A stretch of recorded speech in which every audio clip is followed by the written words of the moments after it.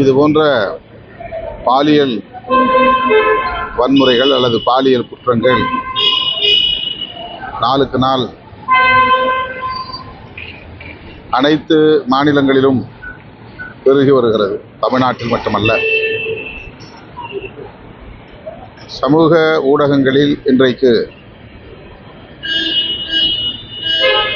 பாலியல் தொடர்பான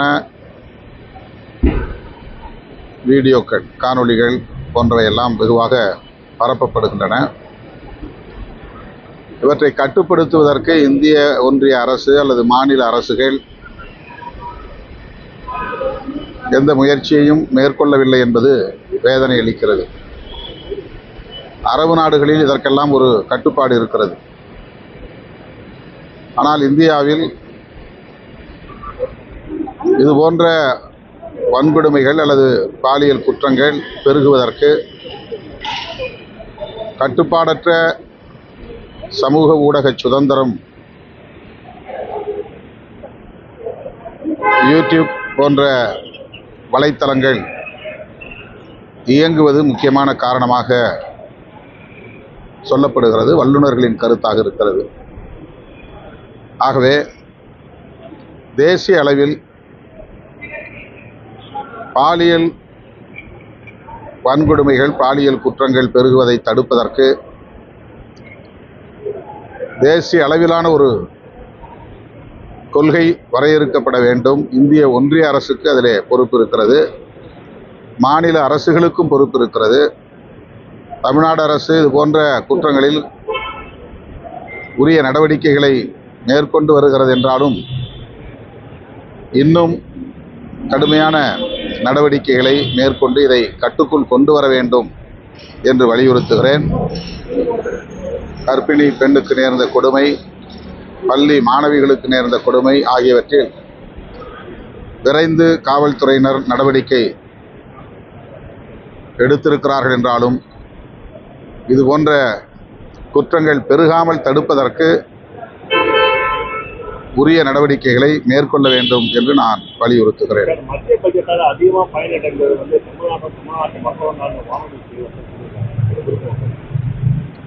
அவர் மத்திய அரசாங்கத்தை அல்லது பாஜக அரசாங்கத்தை கிண்டலடித்திருக்கிறார் என்றுதான் அதற்கு பொருள்.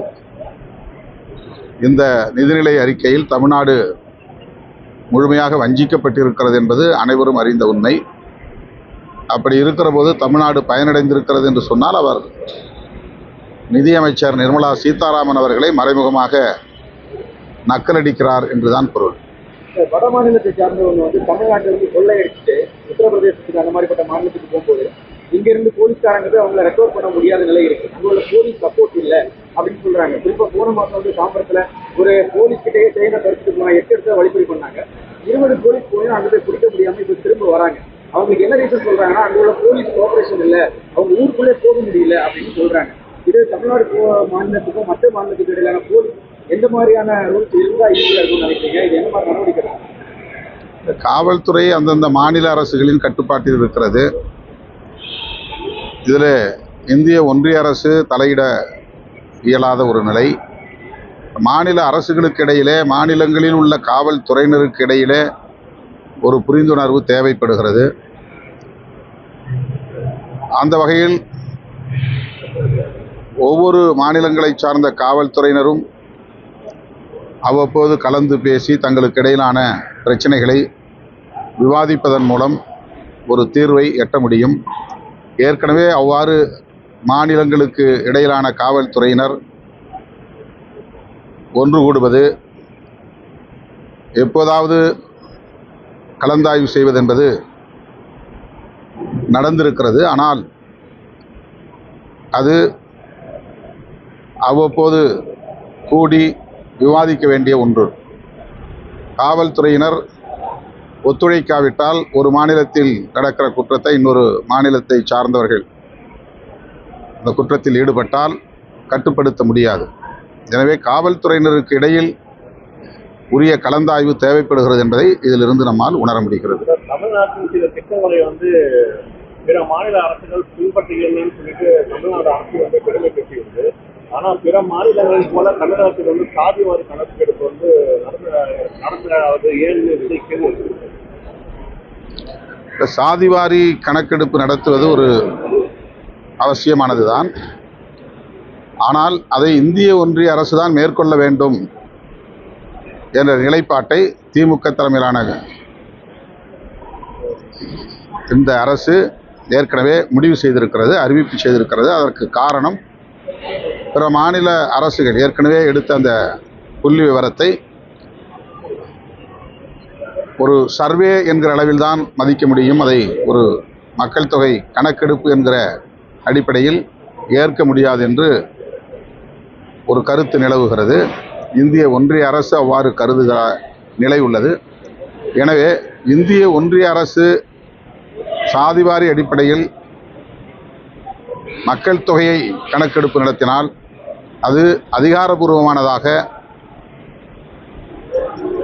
எல்லா மாநிலங்களுக்கும் உரிய ஆதாரபூர்வமாக அமையும். ஒரு ஆத்தென்டிக் பாப்புலேஷன் என்கிற அடிப்படையில் அது அமையும். எனவே இந்திய ஒன்றிய அரசு எடுப்பதுதான் சரியானது என்கிற நிலைப்பாட்டை திமுகவும் திமுக தலைமையிலான அரசும் கொண்டிருக்கிறது.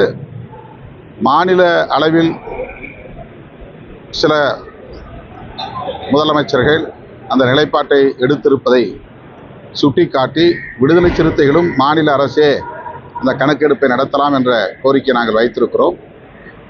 தமிழ்நாடு அரசு அதை பரிசீலிக்க வேண்டும்.